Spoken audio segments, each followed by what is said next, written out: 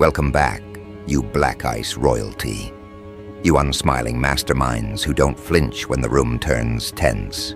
You, the kind of individual who doesn't raise their voice to get respect, because your presence alone compresses the air. You, the rare storm dressed in stillness, the unbothered force that doesn't arrive to compete, but to recalibrate the entire field. You, the one who walked into a room full of noise, said nothing and still shifted the atmosphere like the laws of gravity bent in your favor. And they didn't understand you. Not at first. Because you weren't emotional enough, weren't dramatic enough, didn't scream when they expected screams, didn't explain yourself like the desperate ones do. You just moved cold, unapologetically, unreadably, untouchably cold. And in that movement, the entire balance of power collapsed in your favor. That's when it happened. The villain, the manipulator, the one with blood on his hands and venom on his tongue. He paused, he watched, and he nodded. Because even he had to admit it. That one's built different. That one earns respect. See, people don't fear loudness. They're used to that. It's expected, predictable. But what makes them lose sleep at night is calmness, especially when it comes from someone who has every reason to explode. That's why your silence makes noise, why your indifference becomes punishment. Because they threw fire, and you didn't burn. You crystallized. They tested you with betrayal, and you didn't react. You vanished. They tried to provoke you into a war, but you built a kingdom while they fumbled with weapons. That kind of composure is terrifying. That kind of precision can't be faked. You didn't fight for the spotlight. They handed it to you just to understand what kind of creature doesn't need it. You didn't rush to respond. You watched, you learned, and then you acted. Once, sharply, quietly, and everything changed. They used to confuse your restraint with weakness. That's the sweetest part, isn't it? They thought your silence was hesitation, that your absence was defeat. But you were never retreating. You were rewriting. They were measuring your rage while you were measuring their patterns. They looked for signs of breakdown. What they got was a blueprint for domination. Because while they obsessed over reaction, you studied leverage. While they waited for your collapse, you built your comeback in secret. And you didn't return for revenge. You returned with a coldness so refined, it didn't just shake their confidence, it erased it. You didn't need to be dramatic. You became dangerous. Because people can argue with anger, but they can't decode composure. You weren't trying to win arguments, you were dismantling their narrative. Every time you didn't respond, they rewrote the story. Every time you didn't defend yourself, they panicked because they couldn't control what you were thinking. They threw dirt, hoping to bury you. But the grave they dug couldn't hold what doesn't die. You aren't like them. They need drama to feel powerful. You strip emotion down to logic and still leave them breathless. You speak less, but when you do, it's surgical, calculated, cold, and it lands like a guillotine. And what really made the villain nod wasn't just the coldness, it was the discipline. Because he knows. He knows how hard it is to move without craving applause, how hard it is to build without announcing, how hard it is to detach when everything in you wants to burn it all down. He recognized it not as apathy, but as power. The kind that's not fueled by rage, but by principle. You didn't just stop caring, you became selective. You watched your energy like a currency. You didn't spend it where it wouldn't multiply. That's what shifted everything. Because cold isn't cruel, it's precise. It's when you've loved too hard, fought too real, been too loyal, and learned that warmth isn't always reciprocated. So you stopped offering it, not out of hatred, out of efficiency. You don't play anymore, you place. And when you place your next move, it's never emotional, it's permanent. Let them tell their stories. Let them recycle the same tired rumors and whisper your name like it still holds weight in their mouths. Because the more they talk, the more they expose their need for closure. You don't chase closure. You create consequences. You're not interested in being understood anymore. You're interested in being remembered, not as someone who retaliated, but as someone who outclassed. You gave them a chance to make it right. They gave you a reason to disappear. Now they stare at the space you used to fill, and it haunts them, not because of what you did, but because of what you didn't. Because absence, when backed by power, becomes legendary. Even now, they study your movement, trying to decode your silence, rewatching your steps, analyzing your decisions. But what they failed to grasp is you've stopped playing the game entirely. You don't react because you're operating on a different frequency. The same ones who used to call you too emotional now beg for a response they'll never get. The same ones who doubted your discipline now mimic your demeanor. And that's where the villain understood. That's where he looked at you, not with envy, not with hatred, but with acknowledgement. Because villains know power when they see it, and your power doesn't shout, it stares. It moves once and watches everything adjust. You don't need to prove anything anymore. You are the proof. You became what they warned others about. You transformed into a presence that doesn't demand respect. It extracts it. Your stillness, that's not passivity. That's psychological warfare. That's letting them run their mouths while you run the metrics. That's standing so still that the whole room forgets how to breathe. You don't intimidate by force. You unsettle by being unreadable. And in this era of oversharing, of emotional outbursts, of people desperate to be seen, your ability to vanish, to observe, to move 3 steps ahead without blinking, that is terror in its purest form. You're not hiding, you're calculating. And when you do emerge, you don't arrive to participate, you arrive to restructure. That's why even the villain couldn't deny you. Because while he plays for chaos, you play for outcome. Understand this. It was never about becoming heartless. It was about becoming unshakable. It was never about revenge. It was about evolution. And it was never about impressing anyone. It was about reminding everyone, you don't move unless it's checkmate. And when you did, you didn't need to scream it. The results screamed for you. The fallout handled the message. The villain saw it all unfold, quiet, clean, complete. And what could he do but nod? Because he realized you don't just survive betrayal. You weaponize it.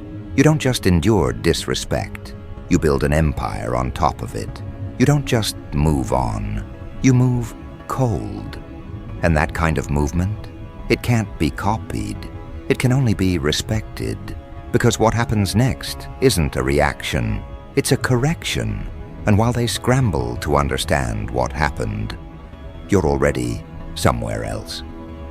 Blueprinting your next execution, measuring your next silence, preparing your next cold exit, one they won't even see coming. Because this wasn't your retaliation. This was only your introduction. You see, people are used to patterns, predictability, scripts that loop like broken clocks. They expect emotion, conflict, closure, all the theatrical rituals they've rehearsed 1,000 times with people who needed validation more than vengeance. But you tore up the script. You didn't deliver closure. You delivered consequence. And not with a bang, but with distance. Not with chaos, but with calculation. That's what short-circuited their entire perception of control. You moved like a warning, like a whisper laced in finality. They kept looking for your reaction, expecting you to break character, to blink, to care. But you moved like winter sweeping through a battlefield, cold, slow, absolute. The kind of cold that doesn't shout, but stays, stains, remains. Because when you shift gears, it's not about momentum, it's about method. You don't just cut people off. You erase blueprints. You rewrite access codes. You burn the bridge, then rebuild the map, so they can't even find where the bridge once stood. And that's what wrecked them. Not that you disappeared, but that they couldn't trace your steps once you did. No argument, no final message, no dramatic exit, just gone. Like a ghost that never needed to haunt. Because you don't haunt people with presence, you haunt them with what they'll never get back. That's why they keep bringing your name up. Not because they miss you, but because your absence is louder than their existence. You weren't just part of their lives. You were the reason the room felt stable, the reason chaos stayed in check, the reason they felt important. And once you left, they realized the echo they mistook for strength was just your energy bouncing off the walls. Now they're scrambling, not for reconciliation, but for relevance, because you moved so cold. It didn't just shake them, it aged them. It made them look in the mirror and realize what they lost wasn't just a person. It was a presence, a structure, a spine they never knew was holding everything together. You didn't need to poison the well. You just stopped refilling it. You didn't need to drag anyone into the mud. You simply stopped cleaning up after them. And as the dust settled, they had to face the uncomfortable truth. You weren't the one causing the storm. You were the only thing protecting them from it. Now, their world collapses under the weight of their own choices. And you watch from the high ground, not out of ego, out of design. Because your detachment wasn't emotional neglect, it was mental discipline. And discipline, my friend, is a language only the villain speaks fluently. That's why he nodded. That's why he respected you. Because he saw what others missed. The art in your detachment, the surgical beauty in your absence. He saw a blueprint. He saw symmetry. Not because you were cold for the sake of being cruel, but because you were too calculated to waste warmth where it won't grow. He saw himself in you, but cleaner, sharper, more contained. That's what scared him. That's what impressed him. Because he knew if you ever wanted to be a villain, you'd be the last one standing. But that's the thing, isn't it? You're not out here trying to be a villain. You're not out here playing savior either. You're operating on a plane where good and evil don't even apply.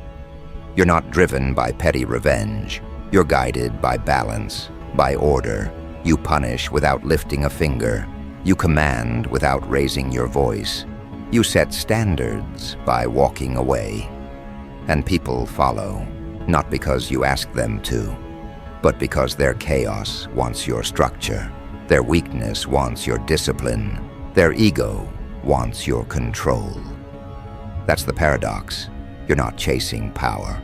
Power is chasing you. Because when you move, it's not about the next step. It's about the next 10. You see things people don't.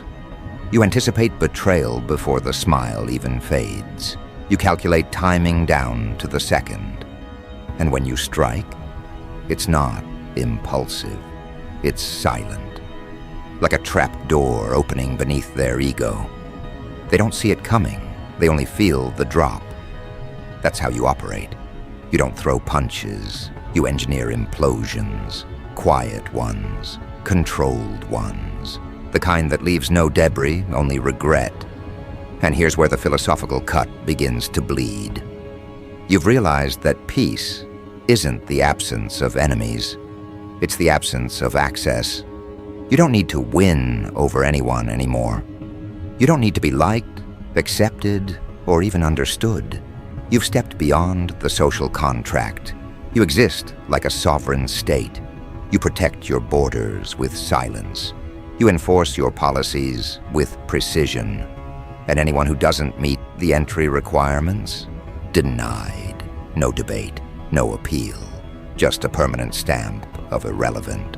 That's why they call you heartless, because your heart has security clearance now. It doesn't beat for anyone with a sad story and soft tone. It beats for legacy. It beats for design.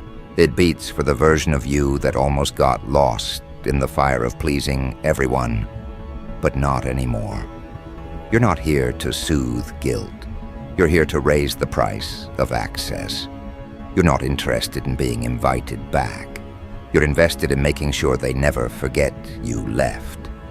Because you didn't just exit the room, you took the temperature with you. And now, look around. The air's changed, hasn't it? They talk about you like a myth. He used to be so kind. She just switched up one day. They think they're better than everyone now. No, you don't think you're better. You just know what you bring. And you've learned not to offer it to those who barter with inconsistency. They couldn't handle your warmth, so now they shiver in your absence. That's not cruelty. That's physics. Cause and effect.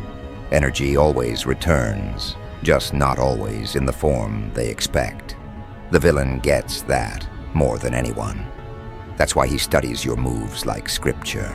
That's why he doesn't envy you. He salutes you. Because he understands. The coldest ones weren't born cold. They were sculpted by heat, betrayal, ingratitude, repetition. And eventually, you just stopped reacting. Not because you gave up, but because you leveled up. You became someone no one could predict, manipulate, or dismantle. And now, you exist beyond their reach, not above them, beyond them. Because while they're still playing social chess, you're building the board. And the beauty of your evolution. It's irreversible. You don't go back to being soft just because someone says, "I've changed." You don't lower the walls just because they remembered your worth. You don't water down your frequency so others can feel comfortable. That's not cold. That's clarity. That's the kind of shift that gets documented in history. Not the kind that gets posted for sympathy. Because you weren't trying to survive the betrayal. You were learning how to leverage it. And now, you're not just a survivor. You're an architect of accountability, a ghost with GPS, a strategist disguised as solitude. You show up in flashbacks, not conversations. They can't predict your return because you never left to be missed. You left to reconstruct. And when you do appear again, it's never to be understood. It's to remind. Remind them of the cost. Remind them of the standard. Remind them that you were never angry. You were just done. And that kind of closure, it's the scariest of all, because it doesn't seek revenge. It denies relevance. It denies even the right to reply. And that's when the villain bowed his head. Because he knows how hard it is to walk away without needing to win. He knows the strength it takes to hold the last word and never say it. He knows that the scariest person in any room isn't the loudest. It's the one who's willing to disappear without announcing it and still have the room spin long after they're gone. That's you. That's who you've become. You moved so cold, the room dropped 10 degrees. You moved so cold, the egos you once carried now crack like glass. You moved so cold. Even the villain paused, reevaluated, and whispered that one word, not from fear, not from guilt, but from recognition, respect.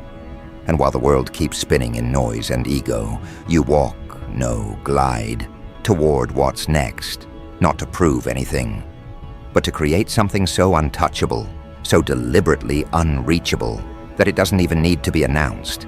Because this isn't your peak, it's your prelude. So now they wait, eyes glued to doors you've already walked past, paranoid of footsteps that don't exist, jumping at shadows that carry your silhouette. You see, that's the after effect of cold execution. They don't just remember your move. They fear the possibility of your return.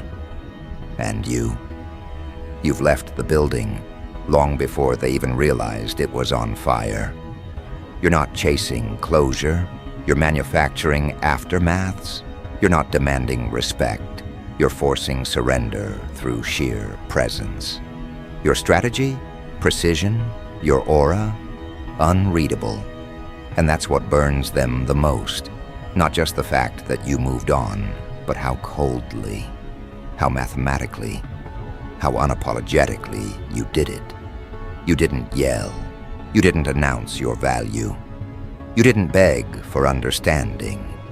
You simply delivered results and disappeared like fog from a battlefield, leaving behind the stench of their own failure and the echo of your name, now spoken with reverence by even the villains they once sent to break you. That's when the real war starts, not outside, but inside their heads, because you moved so cold, they now sit in a furnace of their own insecurities, trying to decode how someone could possess that level of control. You didn't lash out, you didn't fold, you didn't even flinch. And in their world of chaos, tantrums, and emotional leverage, that's terrifying. You're the one who walked away while the fire still raged, with no need to win the crowd, no desire for applause, just a surgical extraction of yourself from their circus. And now, every room you're absent from feels colder. Every decision they make now echoes with the silent question, what would you have done? You've become their subconscious benchmark. Not because you demanded it, but because your coldness made it so. Even the villains, the seasoned manipulators, the decorated deceivers, they watched you, and for the first time in a long time, they nodded. Respect. Not out of admiration, but out of acknowledgement. Because real darkness knows real discipline. Real wickedness recognizes calm cruelty. You didn't destroy them with anger. You dismantled them with indifference. And that's rare. That's a different breed. That's what earns nods in the underworld. You were never a contender for pity. You were never built for begging. You weren't trying to survive. You were training for dominance. And when you finally took the reins, you didn't scream. You just let the results scream for you. You didn't shatter the mirror, they did, when they saw who they truly were in your absence. You didn't expose their lies. You just told the truth once, and let it burn everything false to ash. And while they tried to weaponize emotions, you sharpened detachment like a blade. While they tried to bait you with chaos, you simply let the silence devour them. You became the stillness that suffocates, the quiet killer of narratives. And now, the only stories they tell are about you. But let's not pretend this was luck. No, this was built, engineered, fortified. You were forged in conditions they wouldn't last 5 minutes in. You saw betrayal before it wore its mask. You heard the lies before they were whispered. You danced with monsters, not to become one, but to understand their rhythm. You studied pain like an academic discipline, and now you teach through your absence. Your legacy is being crafted by the same mouths that tried to poison you. Because that's what happens when you move cold. You don't just leave a mark, you leave a chill in the air that never quite fades. You've shattered expectations, not through loud rebellion, but through precise evolution. You didn't pivot, you ascended, and with each level you conquer, you don't announce your entry, you just let the temperature drop. Your enemies feel it first, that sudden freeze, that tightness in the chest, that realization that the rules have changed again. Because you're not here to conform, you're not here to explain, you are here to redefine. And the throne you sit on wasn't gifted. It was taken without screaming, without threats, just a sequence of clean, calculated moves, and a smile so void of emotion, even the devil paused. Now look at them, the loud ones, the bitter ones, the ones who relied on volume, clicks, and theatrics. Look how quiet they've become. Look how carefully they step. Look how their eyes scan every corner for a trace of you. You haunt without ever haunting. You punish without ever lifting a hand. And when they try to tell the tale of your departure, they stumble. Because there was no exit, no goodbye. Just absence. Like you disappeared into myth. But your results stayed real. Your reputation stayed loud. And your energy? It still chills the floorboards of every room you ever walked in. You see, when you move cold, you stop reacting and you start reprogramming. You stop proving and start provoking. You become the enigma that turns confident people into obsessed analysts. Every word you didn't say gets dissected. Every look you gave becomes a subject of breakdown. Every exit you made becomes an urban legend. Because people fear what they don't understand and respect what they can't control. And you've become both, unfathomable and unstoppable. You made them realize something savage, that the most dangerous person in the room is not the loudest, not the angriest, but the one who feels nothing while making their move. The one who doesn't crave vengeance because they're too busy building empires. The one who doesn't react to disrespect because their absence will handle that. The one who doesn't explain because their work already did. And now, every stage you touch becomes theater. Every move you make, a masterclass in psychological warfare. They thought the coldness would make you brittle, but it made you bulletproof. They thought not reacting meant weakness, but it meant strategy. They thought you weren't watching, but you were calculating, waiting, perfecting the timing to strike without ever lifting your hand. And now, you don't chase anything, not validation, not revenge, not even closure. You attract everything through detachment, through presence, through command, and even the villain, the original predator, lowered their gaze when you passed, not out of defeat, but respect. So what now? Now, you vanish again, not into hiding, but into elevation. You're already blueprinting your next untraceable move. You're already watching them from a vantage point they can't reach. You're already living in a chapter they didn't know existed, because to them, this was your ending. But to you, this was just the preface to your legend. Your coldness wasn't cruelty, it was clarity. Your distance wasn't punishment, it was preservation. Your exit wasn't dramatic, it was surgical. And when they finally look back, years from now, after the noise has faded and the dust has settled, they won't remember what you said. They'll remember what you didn't say. They'll remember how you moved. They'll remember the chill in the air when you walked by. They'll remember that even the villain, the one who once prided himself on dominance, stood in your presence and nodded and whispered with a smirk of acknowledgement. Respect